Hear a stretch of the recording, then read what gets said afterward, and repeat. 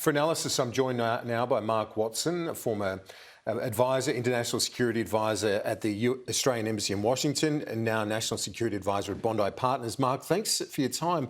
This spat with France, have you seen anything like it in terms of two leaders essentially going at it on the international stage at a summit like this? Well, not at a summit, but I think you'd have to go back as far as potentially Dr. Mahathir from Malaysia and Paul Keating, of course. We know had a famous contretemps quite publicly, but certainly not with France, and certainly not at a summit where you would expect that people are really trying to build consensus. That's the point of the summit. I think it just indicates how high feelings are running. This has become a very emotional topic, I think, for both of the leaders in Canberra and in Paris, and it's proving difficult for them to let it go and get past it on that level. It looks like it's beyond just the subs, that it's about something further. Maybe that the French are offended that we haven't engaged them on this sort of strategic level, given their presence in our region as well. Is that a fair assessment? Yeah, I think it is fair. I think France for a number of years has tried to build a stronger strategic partnership with Australia, more generally, way beyond the submarine purchase. But this was obviously literally a flagship program for that partnership.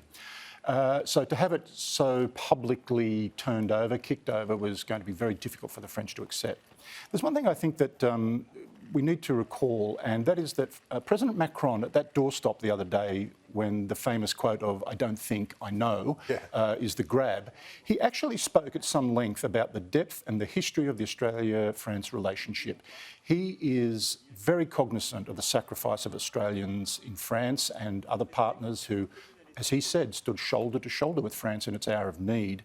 So he was very sincere and quite emotional about that. So he fully gets that. And I think Australian leaders and commentators really should avoid the cheap shots about, don't they remember what happened on the Western Front? They remember, and anyone who's ever travelled to France and visited those battlefields knows how genuinely and how sincerely the French respect that sacrifice. What about the tit for tat, the Prime Minister, then those text messages between the pair were released and reported here, and his response, what do you make of that? Did he have to push back, or could he have let that slide? I don't know that he had to do it, but it's indicative, as I say, of how personal this has become, how emotional.